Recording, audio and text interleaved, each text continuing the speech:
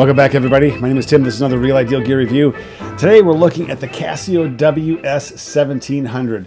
This is a watch that is relatively newer as far as Casio releases go. It is a watch that has the moon phase, it has tide phases on there, it has multiple alarms, it has a lot of great features. Let's get into this watch and go through the review and see how this one stacks up with other Casio watches. All right, let's take a look at the WS1700. This is a watch loaded with features, and actually I'm going to have to backtrack on some of my prior comments on the AE1200, the Royale, the Wave Scepter, because I just railed on those watches because of the segmented display. You had all these different sections that were taking up space and taking space away from the prime function of the watch is to tell you what the time is. Well, that's the case with this watch. However, the information that's up here speaks to me because I'm an outdoorsman, and so the tide graph and the moon phase, the lunar phase, those are important things to me, and I'm okay with this little watch window over here, this analog watch window on the side. I'm okay with that. So for me, I'm willing to concede some of this. So here's a watch where those segments are actually meaningful to me, and I'm okay with it. So I'm going to have to eat my words on this particular watch. Now we're going to go through the 5 things we typically go through, which are size, fitment, finish, accuracy, and then legibility and light. Now the size of this watch is a little bit on the chunky side. You're just over 48 millimeters across and about 15 plus millimeters tall. So it's getting close to that chunky size. This side profile reminds me of the AE1500. The watch that I just recently reviewed, where this entire display was using, it's just incredibly legible. Incredibly legible. Look that one up. It's a fun watch to have. I'm going to keep it, and I do wear it on occasion because it's just such an easy watch to read. So the dimensions of this watch remind me of that watch case. This one obviously has more information in there. But the overall finish of this watch is black resin plastic, kind of the typical Casio finish that you're going to have on most of the Casio watches, which I like. The buttons are great, but however, the buttons on here are recessed or they're shrouded, however you want to look at it, more than I like, so they're a little bit more difficult to depress. So keep that in mind as you look at this watch. These buttons don't stick out very much, and this little piece on this middle, I don't know what this bracket is. It's a fake bracket, but this piece right here really kind of intrudes a little bit on the button. It sticks way out from the button, so you're going to be pressing it from the top. All right, and I can feel it, but it takes a little getting used to as far as where the button is. On some other Casios, you don't have to search around that much.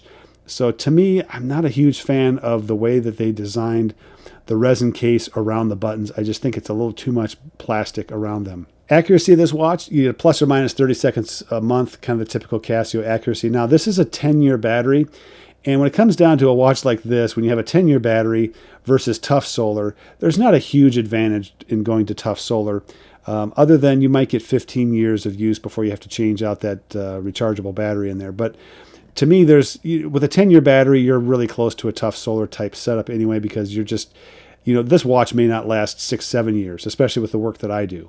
And so if that's the case, well, then I never had to change the battery. Just like in a tough solar, I'd never have to change the battery in 6 to 7 years. So I guess in either case, they both work out and do the thing that I want, which is low maintenance, grab and go, and don't have to worry about the battery being, too low.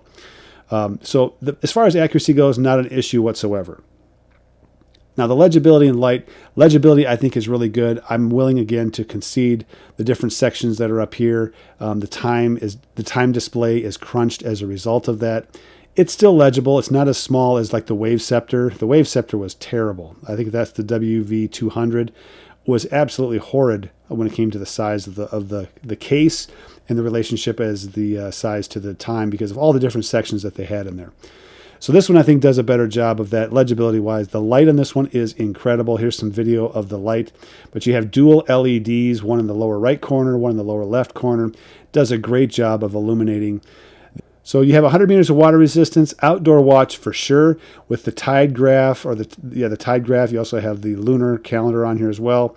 This is a great watch for just keeping track of just some huge natural events that really affect outdoor things like fishing, hunting, sailing, those kind of things. This watch, I think, does a great job. This is a great outdoor watch. If it had a compass on here, if this little dial was a compass, oh, what a great combination this would be. So there you go, Casio. Put a compass on this style watch, and you've just nailed it with all these different features that are on here. I'm not as interested in the temperature. The barometer is okay, but the compass on here would be awesome. Now, as far as uses go, again, outdoor watch, I don't think this is really anything more than a work watch or a casual watch, a sport watch, definitely an outdoor watch. It has all the features that apply to that. Now let's go through the modes of this watch. And we have the first mode is your lunar calendar mode, and you can choose and go forward each day. So this is May 20th. I can go to the 21st. I can go to the 22nd, and I can go through all the way and just keep going and keep going. And you'll notice that the lunar display over here is going to change as I go through these days and add days to the week. Okay? And now we're in June, and it's taking away. All right, so the bright... Okay, the moon, when it's bright and it's not colored over in a black LCD, that is what you see, okay, when it's covered over in black, and that's when the moon is shaded, okay? You don't see as much of the moon then. And of course, when it's all black, that's the new moon. When it's all clear like this, that is a full moon. It's fully bright, fully reflective of sunlight to the earth, okay? So there's that. Next mode is going to be the stopwatch mode, typical start, stop, lap, reset, that whole thing. You have the timer mode, which you can set to minutes. It's a 24-hour timer, which is great. And then you have the alarm, and you have 3 different alarms that you can use. And each of these 3 alarms you can program. So I can program an alarm to go off on a specific date. I can program this alarm to go off on a specific day of the month, like the 2nd of each month. I can program this alarm to go off every day of the month, of a specific month, and then it turns off. Or I can have it go off daily, every day at a certain time. So 3 of those alarms that you can set up, and all 3 of those also can have a snooze function attached to it. You also have dual time. And by the way, the alarm and dual time show up here in the analog wheel or the window up here. So it's 22:15. So up here you're going to see that it's 22:15. You can't see the 15 because it lines up in the quarter lines that are on the display. So yeah, it does, as far as the functions, basic function, I love it. I think this watch does everything. I love the alarm, the programmability of the alarm. I love the light. You have the dual LEDs. There's a lot of great things about this. 10-year battery, 100 meters of water resistance. It gets into that G-Shock look. If you like that look, this is definitely going to be that without a huge height off the wrist kind of disadvantage that some of those G-Shocks present. It's a good strap from what I can tell. It's on the thicker side. There are some of the really thin, cheap Casios. You can tell that the strap itself is just not going to last real long. This one's going to last. It has the ratcheting keeper system in here. That's the name I give it. But this keeps the keeper from sliding up and down on the strap and exposing the tag end of the strap away from the strap. So it does a good job of holding it in there. So overall, this watch is, I think, a great buy, great value. This is a watch for an outdoors person. If you love the outdoors, you want to keep track of the moon, keep track of tide, that kind of thing. And again, Casio put a compass in here. This would be an awesome, this would be one of the best watches out there for the value, for the money. So put the comments down below what you think of this watch, the WS1700. Also, there's a lot of features in this watch that have been pulled in from other watches, like the AE1200, the Royale, the Wave Scepter, the Referee watch. These are all watches I've reviewed. Go check the playlist for those. But you can start to see some of those things making their way into a watch like this. So I'm really curious to see what you have to say about this. Also, check out my webpage, realidealgear.com, for any of these watches that I have reviewed that are for sale.